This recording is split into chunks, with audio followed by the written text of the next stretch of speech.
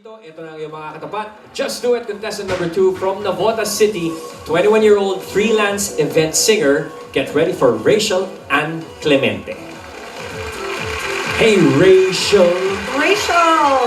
Hi, Rachel. Kamusta ka naman? Okay naman po. Si Rachel ang nasagap kong balita dito. 21 years old na siya ngayon, pero 14 pa lang siya, sumasali na siya sa mga singing contest. Mga ilan na ang nasasalihan mong singing contest kung ganun? Marami-rami na po. Yung panalo mo, siguro sa out of 10, ilan ang mga pinapanalo mo sa mga What's the singing batting contest? average? Oo. Siguro po mga 6 or 6 to 7. Not bad. 70% winning average, ah. Oo, not bad, Rachel. Si Rachel kasi ang breadwinner ng pamilya. So, sino-sino ang tinataguyod mo sa pamilya, Rachel? Yung mama ko po, tapos yung mga kapatid ko. Lahat sila pinapaaral mo hanggang ngayon? Po, tumutulong po ako sa mga expenses sa bahay. Are you done with school already? Hindi pa. So, nag-stop ka muna? Opo. Ganun ba yun? Leave po muna ako. Leave of absence. Wala kang balak bumalik? Meron naman po. O sige. Ngayon muna, asikasuhin muna natin tong contest mo. Yung 70% winning average mo, Rachel, gagamitin natin yan. Opo. Pero ito Gawin to. nating 80. Yan. Tingnan mo ang iyong makakasabay sa ating magic screen.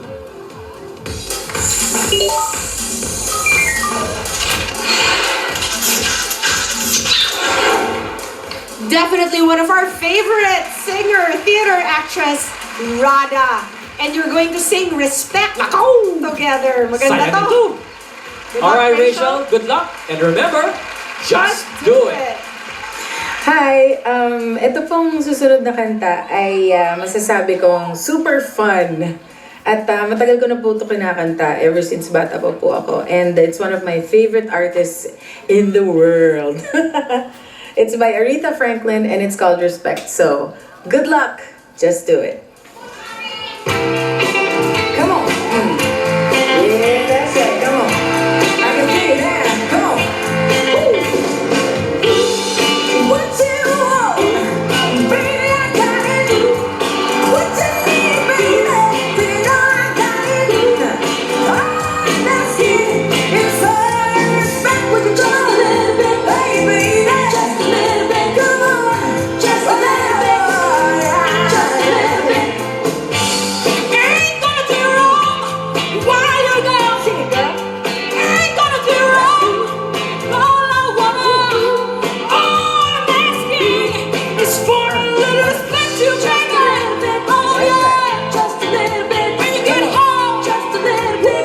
That's right, just a little bit. I'm about to give you all my money, all my skin.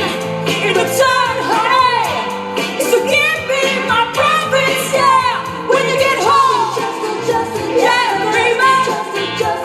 Oh yeah, just a little bit, just a little bit.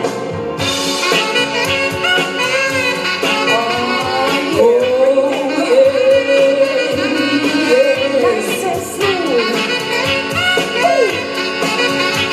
Yeah. Oh, your kisses, sweeter than honey. And guess what? So this my money. And all I want you to do, baby, is give it to me when you get home. Yeah, baby. Give it to me. Just a little bit. When you get home. Just a little bit. R-E-S-P-C-T, I know what it means to me. R-E-S-P-E-C-T. Take care, BBC.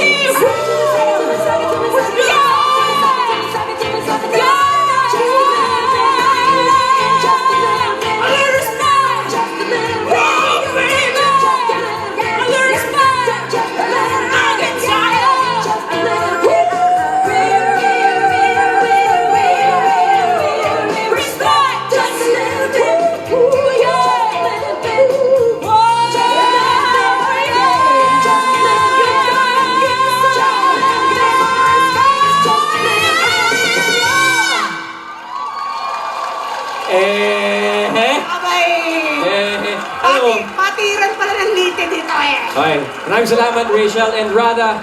Ayop. Ito, Hindi man lang kumambyo tong dalawang to. Yung taas talaga ng pinanggalingan. Pagka yung audience ang gumaganon, ayos. Yes. Kapag ka yung judges gumaganon, mas maganda. Iba na yun. Pero iba ang timpla pag yung writer na natin ang gumaganon, si Liza. Wag! Wag! Doon na tayo hindi. Tingnan natin kung na-impress ang ating judges. Okay? Patricia, na-impress ka ba sa ating contestants? Silang dalawa, grabe, bumirit. Parang alam nila yung kanta, parang inaral nila. So, alam nila kung paano laruin yung... Professional. Alam nila paano laruin yung kanta. So, masabi ko lang, respect sa inyong dalawa. Galing. Respect. Thank you very much, Patricia. Okay, let's hear from Pauline. Eto, walang etros Parang nanonood talaga ako ng finals. Parang pang-finals na talaga kayong dalawa. And can I just say na napakalakas ng stage presence yung dalawa. Kahit na hindi upbeat yung kinanta ni contestant number 1, napantayan mo yung stage presence ni stage number 2 na upbeat yung kinanta. Aba. As of now, tie kayo sa akin. Uy! Tignan natin sa mga ibang judges. Ito Good job, guys. Thank you very much, Pauline. Ito si Hazel, ang paborito ng talagang genre is soul. So, Yeah, yung mga kinanta ng ating contestants, pasado? Ang galing eh. Kahit yung kinanta ng contestant number 1, kahit hindi siya soul, napakita mo yung style mo, narinig mo yung pagka-soul, pagka-R&B. So, siguro yung mga tinitira mo rin yung mga kanta, gano'n, no? Ang galing ng mga adlib nyo. Hindi siya yung usual na adlibs na maririnig natin. So, may kita mong napaka-professional ninyong dalawa. So, same goes with the Pauling, tie kayo sa akin. Nako. Ganon. Ganon. Okay, Why not? bakit naman hindi? Tower Gods, boto na, text na. At mamaya malalaman natin kung sino sa kanila ang panalo o kung magkaka-tie nga tayo ngayong araw. Let's find out later. Pero ngayon, sa lahat ng Tower Gods na gustong makaduet ang inyong mga paboritong celebrity singers, mag-audition lang dito sa Broadway Centrum 3 to 5 p.m. at dalhin lang ang mga requirements na yan. Pinapakita natin sa ating TV screens. Susunod na, 8 months rin ang album! Yan na! Kalye-serye na po sa pagbabalik ng Bulaga!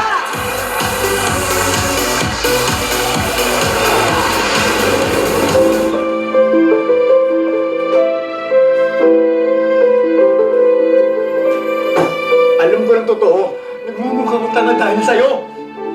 Wala akong dapat ipaliwanag sa'yo. Hindi mo ako pag-aari.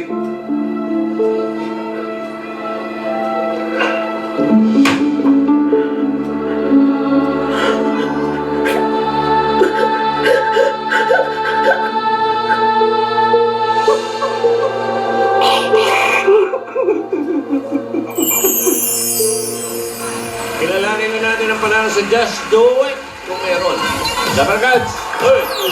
Eto na, nasa akin na ang panalo ng Just Do It for today. Pues? The winner is contestant number 2, Rachel Ann Clemente.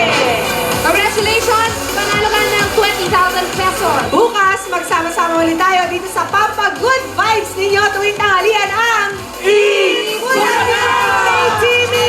Hi, Jack Garcia! Sa Sabado, it's a kantahan battle like no other.